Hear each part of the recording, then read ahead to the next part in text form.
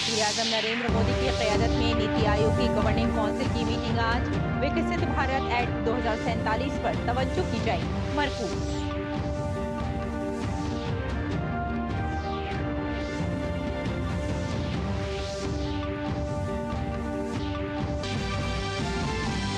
PM Modi BJP की हुक्मरानी वाली रियासतों के वज़राए आला के साथ करेंगे मीटिंग। कई रियासतों के वज़राए आला मीटिंग में शिरकत के लिए पहुंचे।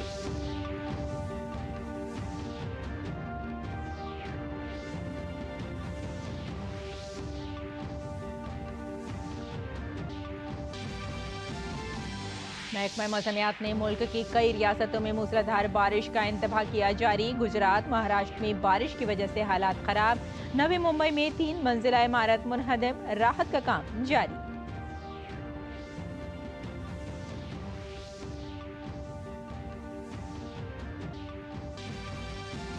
मिसाइल मैन और साबिक सदर जमहूरिया डॉक्टर APJ अब्दुल कलाम को उनकी नवी बरसी पर याद कर रहा है पूरा मुल्क।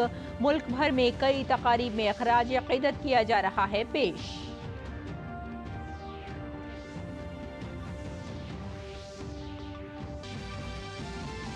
कमला हैरिस ने अमरीकी सदारती इंतखाब के लिए डेमोक्रेटिक पार्टी की तरफ से बाकायदा तौर पर किया उम्मीदवारी का ऐलान। कहा, एक एक वोट हासिल करने के लिए करूंगी सख्त मेहनत।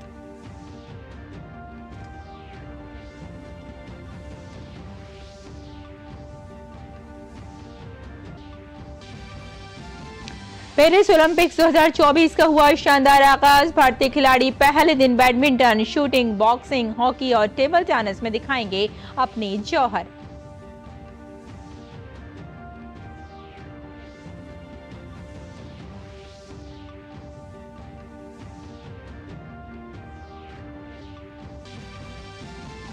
भारत और श्रीलंका के दरमियान 3 T20 मैचों की सीरीज का आज से होगा आगाज।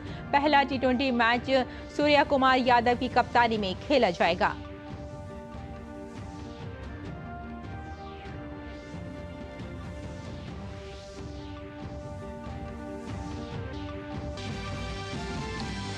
श्रीलंका ने पाकिस्तान को शिकस्त देकर खवातीन एशिया कप क्रिकेट के फाइनल में बनाई जगह। कल दिफाई चैंपियन भारत से होगा खिताबी मुकाबला।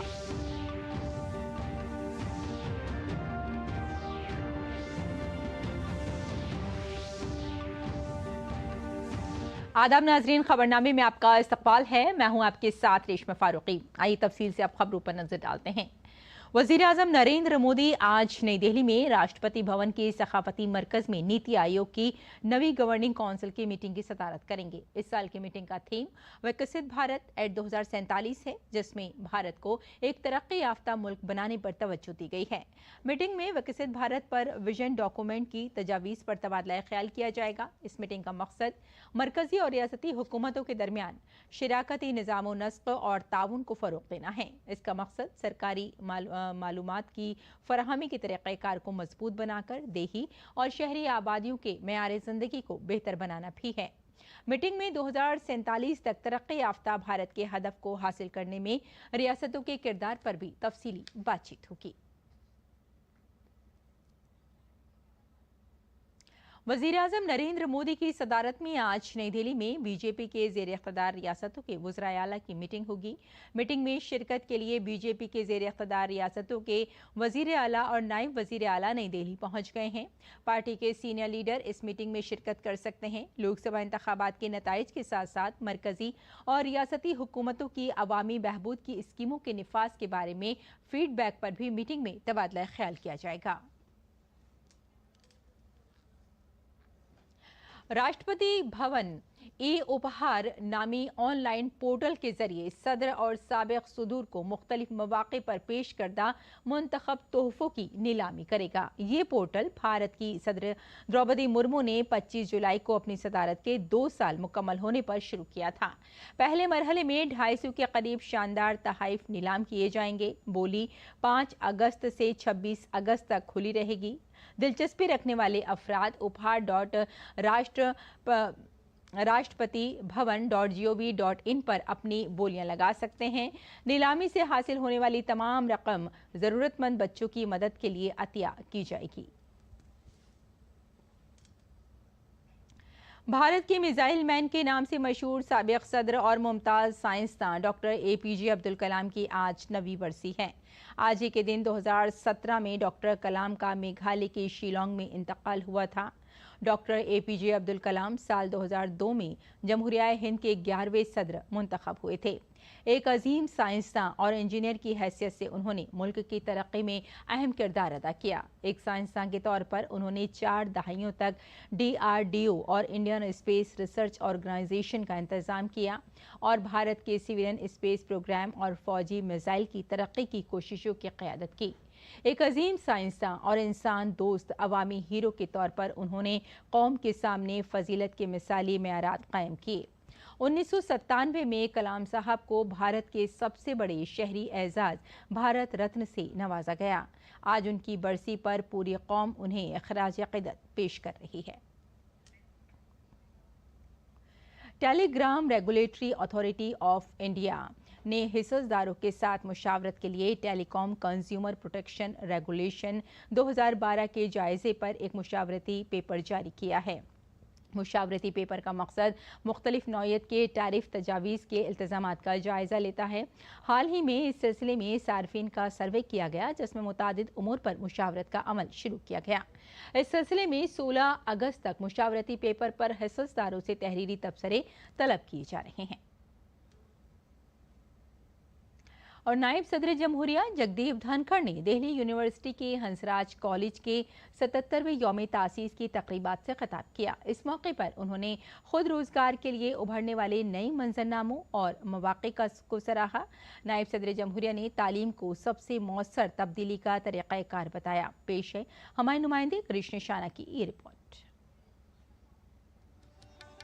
दिल्ली यूनिवर्सिटी के हंसराज कॉलेज ने जुमे को अपना 77वां यौम तासीस मनाया। इस मौके पर नायब सदर जगदीप धनखड़ मेहमान खुसूसी के तौर पर मौजूद थे। तकरीब से खिताब करते हुए नायब सदर जमहूरिया ने खुद रोजगार के लिए उभरते हुए मंजरनामों और मौक़ों की तारीफ की। उन्होंने कोचिंग और तालीम की कमर्शलाइजेशन को किसी भी कौम में तरक्की के लिए एक रुकावट के तौर पर बयान किया। उन्होंने मजीद कहा कि नौजवानों को दी जाने वाली तालीम में जदीद साइंसी इल्म को रिवायती हिंदुस्तानी अखबार के साथ जोड़ा जाना चाहिए। तालीम को सबसे मौसर तब्दीली का तरीका बताते हुए उन्होंने कहा कि ये मसावात लाता है और अदम मसावात को दूर करता है। Focus on education is so fundamental to human growth. I have been saying quite often, out of experience, that education is the most impactful, transformative mechanism that brings about equality and contains and decimates inequities. It is education that leverages you to climb higher and higher and higher. नायब सदर जमहूरिया ने Hansraj college में मुमताज हिंदुस्तानी उस्ताद और कौम परस्त महात्मा हंसराज जी को खराज अक़ीदत पेश किया। इसके साथ ही उन्होंने तज़ीनो आराइश शुदा इंतजामी ब्लॉक का भी इफ्तिताह किया। उन्होंने कॉलेज कैंपस में एक पौधा भी लगाया। तकरीब के दौरान नायब सदर जगदीप धनखड़ ने एक सोवेनियर का भी इफ्तिताह किया। इस मौके पर दिल्ली यूनिवर्सिटी की vice chancellor professor Yogesh Singh, Hansraj college के principal professor Rama, DAV college management committee के vice chairman justice Pritam Pal और साबिक तलबा की बड़ी तादाद भी मौजूद थी। ग्रीश निशाना की रिपोर्ट, DD न्यूज़ उर्दू खबरें।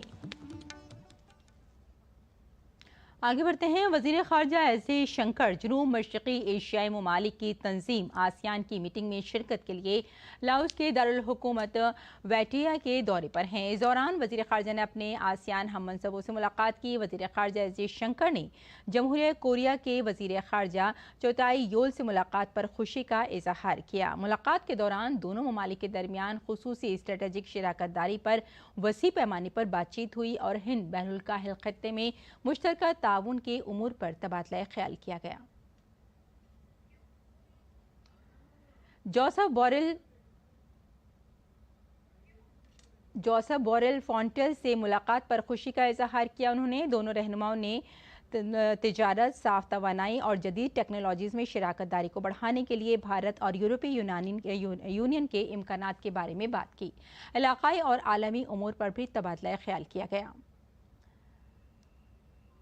वज़ीर ख़ारजा ने सिंगापुर के वज़ीर ख़ारजा वियोन बालाकृष्णन से भी मुलाकात की और गुज़िश्ता 3 सालों में आसियान भारत ताल्लुकात को आगे बढ़ाने के लिए सिंगापुर का शुक्रिया अदा किया। दोनों रहनुमाओं ने दो तरफ़ा ताल्लुकात के लिए नया एजेंडा बनाने पर भी तबादला ख्याल किया। वज़ीर ख़ारजा जयशंकर ने इंडोनेशिया के वज़ीर ख़ारजा रेतानो अल्पी मारसोदी से भी मुलाकात की और वज़ीर ख़ारजा के तौर पर उनकी शानदार मुद्दत कार पर उन्हें मुबारकबाद दी। एस जयशंकर ने भारत इंडोनेशिया और भारत आसियान ताल्लुकात में उनकी अहम शराकतदारी की भी तारीफ की। वज़ीर ख़ारजा एस जयशंकर ने मलेशिया के वज़ीर ख़ारजा मोहम्मद हाजी हसन से भी मुलाकात की।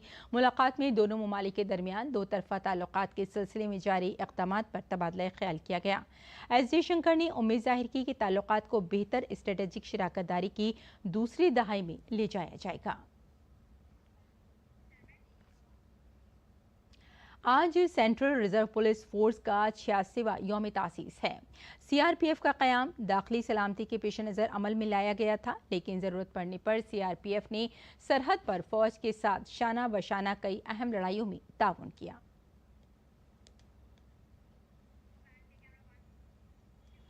सेंट्रल रिजर्व पुलिस फोर्स अपना 86वां यौम तासीस मना रही है। ये ख़ास दिन हमारे मुल्क की यकजहती, सालमियत और ख़ुद मुख्तारी के तहफ़्फ़ुज़ में फ़ोर्स की नुमाया और बेमिसाल ताउन का एहतराम करता है।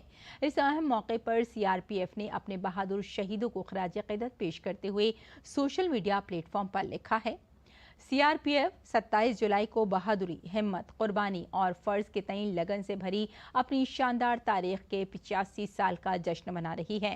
सीआरपीएफ के 86वें यौम तासीस के मौके पर फोर्स के तमाम अहलकारों और उनके अहल खाना को नेक ख्वाहिशात। मरकजी वज़ीर दाखिला आमिर शाह ने सीआरपीएफ को उसके यौम तासीस पर मुबारकबाद दी है। सोशल मीडिया प्लेटफॉर्म एक्स पर अपनी पोस्ट में उन्होंने कहा कि सीआरपीएफ अहलकारों और उनके अहल खाना को सीआरपीएफ के यौम तासीस पर मुबारकबाद। अपने क़याम के वक्त से ही सीआरपीएफ ने कौमी सलामती को मिशन के तौर पर लिया है।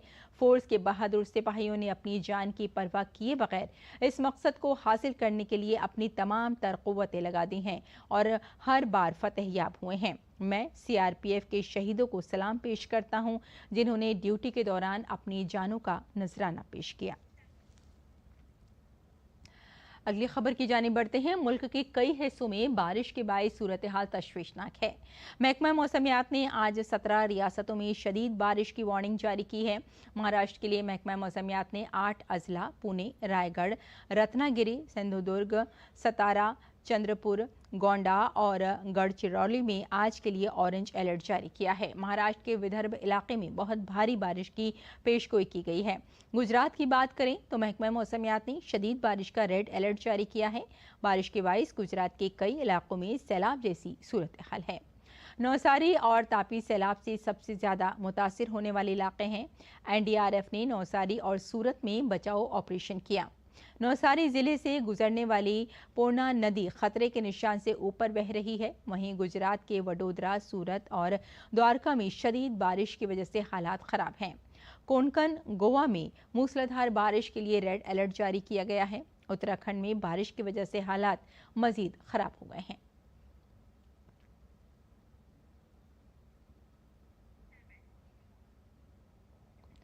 और नवी मुंबई के शहबाज गांव में सुबह सवेरे एक 3 मंजिला इमारत गिर गई। इस वाक़े में किसी जानी नुकसान की कोई खबर नहीं है। इस इमारत में पहले ज़लज़ले के झटके महसूस किए जाने की वजह से तमाम लोगों को बाहर निकाल लिया गया।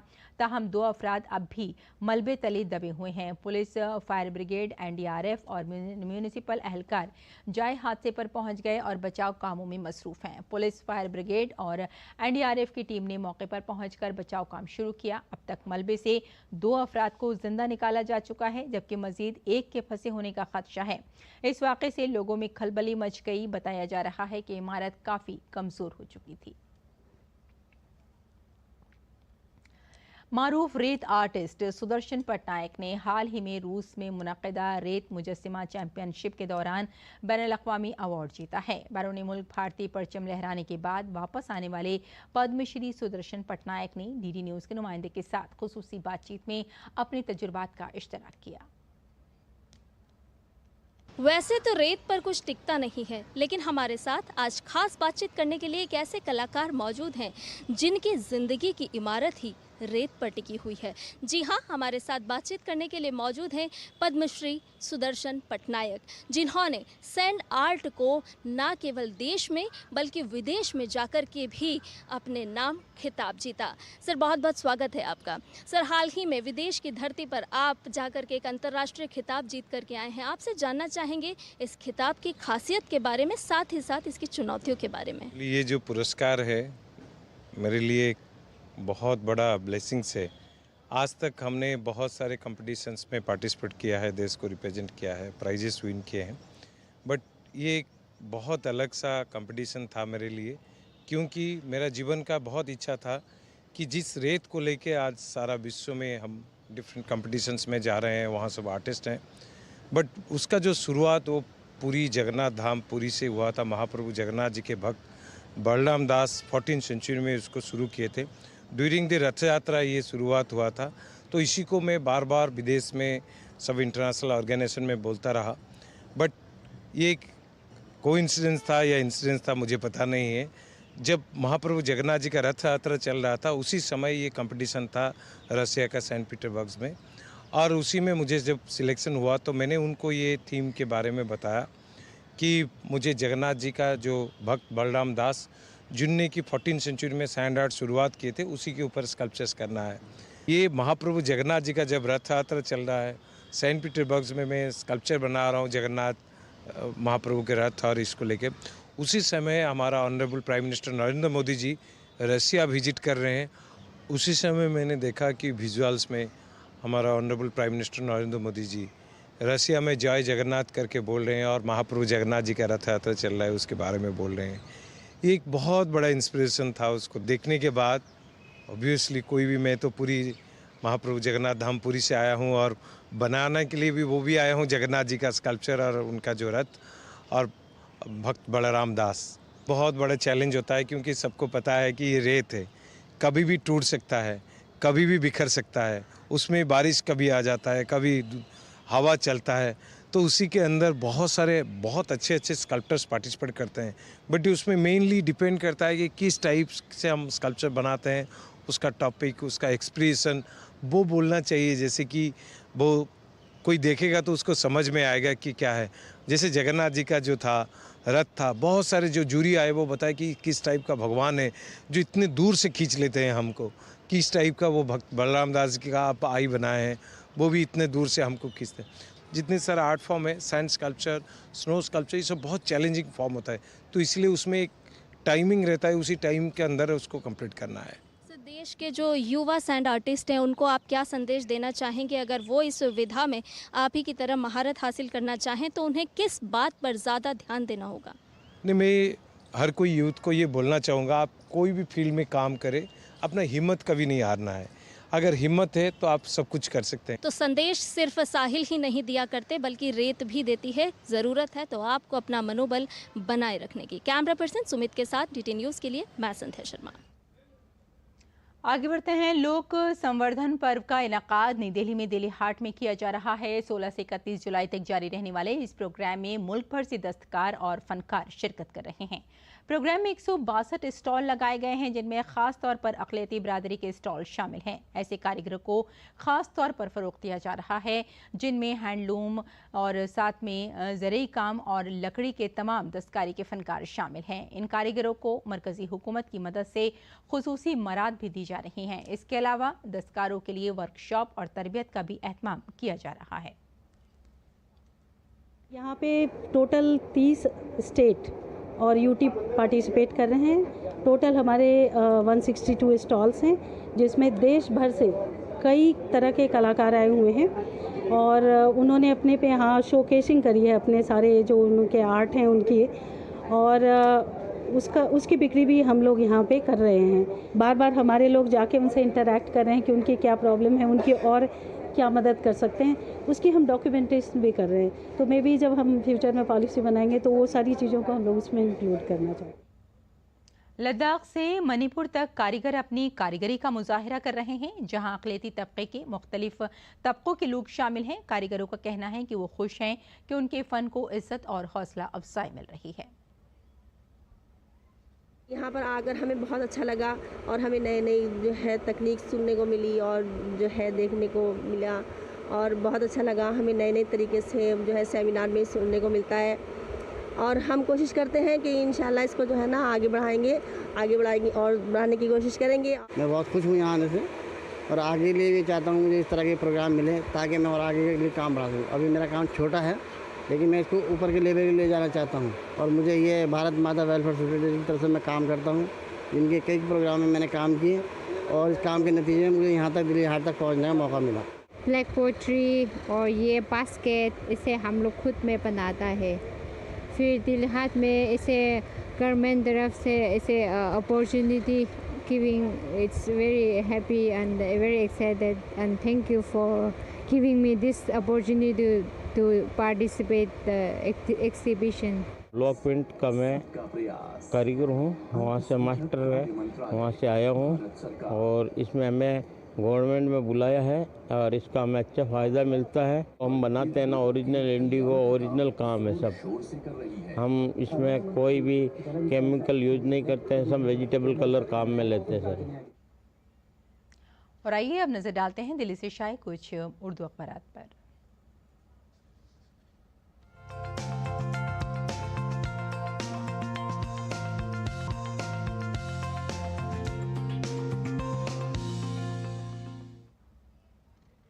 तो आइए नाजरीन अखबारात के जायजे में सबसे पहले बात कर लेते हैं हिंदुस्तान एक्सप्रेस की। कल करगिल विजय दिवस मनाया गया और इस मौके पर जितने भी मरकज़ी वज़रा हैं उन्होंने लोगों को मुबारकबाद दी है। वहीं अगर यूपी की बात करें तो यूपी सरकार फ़ौजियों को हर मुमकिन ताउन देगी। करगिल विजय दिवस पर वज़ीर आला का खिताब। और अगली सुर्खी पर भी आइए नजर डाल लेते हैं। नीट यूजी के नताइज जारी, टॉपर्स घटकर 17 हो गए हैं। दिल्ली के ब्रदल को पहला, यूपी के आयुष को दूसरा और बिहार के माजिन मंसूर को तीसरा मकाम दिया गया है।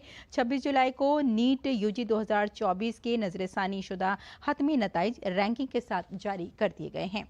और आइए अगली सुर्खी भी देख लेते हैं। अगली सुर्खी हमने ली है रोजनामा राष्ट्रीय सहारा से। करगिल विजय दिवस के मौके पर ही वज़ीर आज़म नरेंद्र मोदी ने कहा कि तमाम अज़ाइम की नाकामी के बावजूद पाकिस्तानी तारीख से कोई सबक हासिल नहीं किया है और खराज अक़ीदत भी उन्होंने पेश किया साथ ही।